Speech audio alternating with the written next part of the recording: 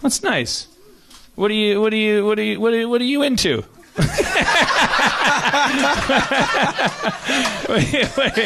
You like Die Hard? Like or, my Tinder profile or something?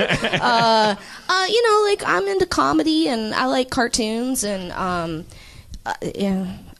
drawing and stuff. And are you an artist? A little bit. I'm trying to get better at saying yes to that question. Because it's like I grew up in a geography in a time where that wasn't a real thing that you went out and did. And I'm not professionally an artist. Like I don't make money as an artist, but I create. No. I mean, once upon a time, yeah. Like I like in a dream world, yes. But I mean, realistically, at this stage in my life, like I'm paying my bills and I'm making it as like. But can you draw? Like, do you think you're kind of good at drawing? I'm kind of good at drawing. Yeah. What do you like to draw? Like when you doodle when you're like on the phone and stuff, or do you doodle like compulsively, like some people do? I'm not compulsive like some people, and I know what you're talking about. Like that kind of like I'm jealous of those people who like need to be drawing. Yeah. That's one of the reasons why I felt like maybe I wasn't just gonna do that. Put it down there. But that's one of the reasons why I thought maybe I'm not an artist. Because I had somebody say that to me once, like, well, if you can just get through the day and you don't have to draw, then you're not an artist. Fuck that shit. No, that's a horrible thing to say. So it's like, okay, maybe I'm not an artist. But like you have a Mickey Mouse in your shirt. Like a lot of our friends are drawy types, and I don't think that they would ever walk down the street and say, "Hi, I'm an artist." Some might and some might not. But I think a lot of our friends, like whether they be animators or actors or musicians or whatever, would be very bashful about saying that they're artists. I talked to this guy. I talked to a photographer over the weekend who I met. It was a very interesting conversation because I'm not a visual person at all. I'm always interested to talk to like artists and photographers and stuff. And he was talking late into the night as the booze hit and the things got headier and deeper and sadder. He started talking about how, there's all these things he wants to do with his photography, but every once in a while he's like, oh my God, I'm the worst fucking hack in the world. I suck. I'm the worst. I'm like a joke. It's incredible that I ever took myself seriously. I'm a fucking nuisance on society. And then the next day he'll be like, oh wow, I'm actually really good. I'm great.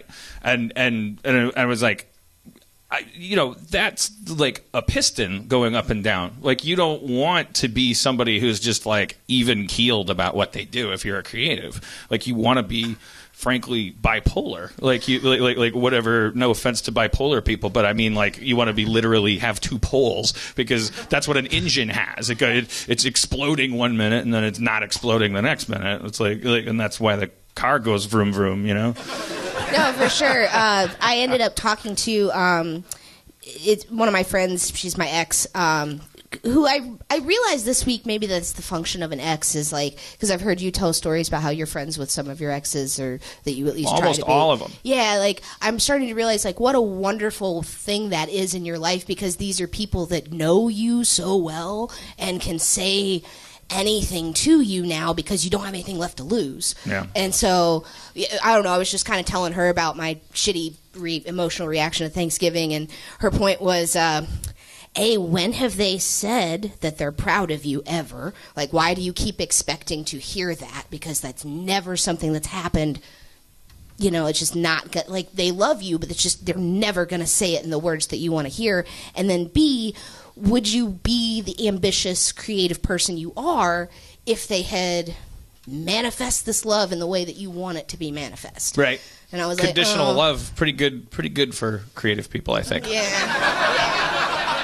I mean, I don't want to. I'm sure I also meet a lot of people that seem really talented, and they're like, "Oh, I love my parents." Functional and stuff. I know, and I'm jealous of those people. I'm always kind of like, makes me feel better. Mm-hmm. Like Thanksgiving exercise. Okay, for all of you like fractured people, close your eyes. Okay, you are you. You're the adult you.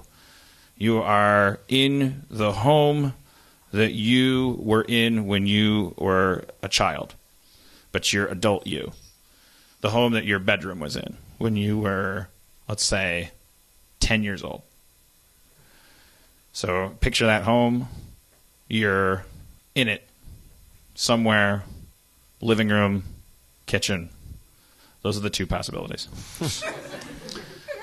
So somewhere in this home is the bedroom that you slept in when you were 10. So now you're going to walk slowly to that door of that bedroom. I say slowly so that you can really picture it, like, because you remember what the carpet looked like, you remember the walls, the little tchotchkes, whatever. Now you get to the door, and you're going to open it, and your 10-year-old self is sitting in their bedroom on the bed. So picture who you were when you were 10. You are who you are now. Now, you at home do this in your own head, but Heather, will you describe that child physically? In a lot of ways, I guess it's what I'm trying to emulate now.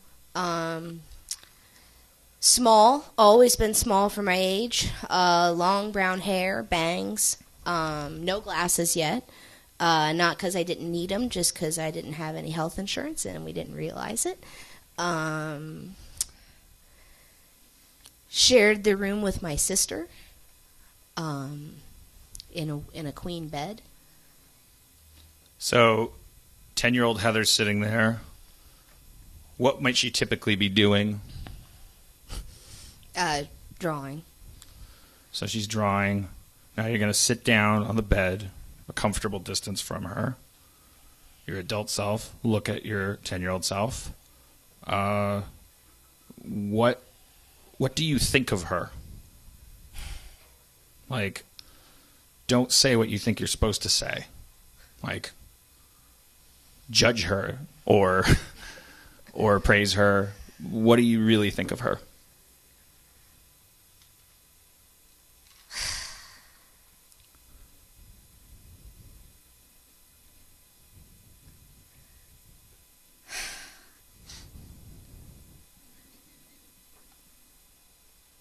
Oh man, I wish I could tell her that you don't have to be so afraid, that you're going to spend the next 25 years being afraid. And you don't have to, but Is she afraid now? No. At 10? At 10, yes. Yes. So Yeah, she's absolutely scared shitless. So she's a fearful person. Uh-huh. Maybe for good reasons. So, all right, so now speak to her. Now say, like, you judged her, praised her, whatever, you thought those things, but now tell her what you think an adult should tell her. Oh, be so confident. Believe yourself. This sounds like so much bullshit, like what so many people say to yourself, but absolutely the truth. Like, trust your gut. Stop thinking that that somebody else's approval matters. Yeah. Great. Perfect. Thanksgiving.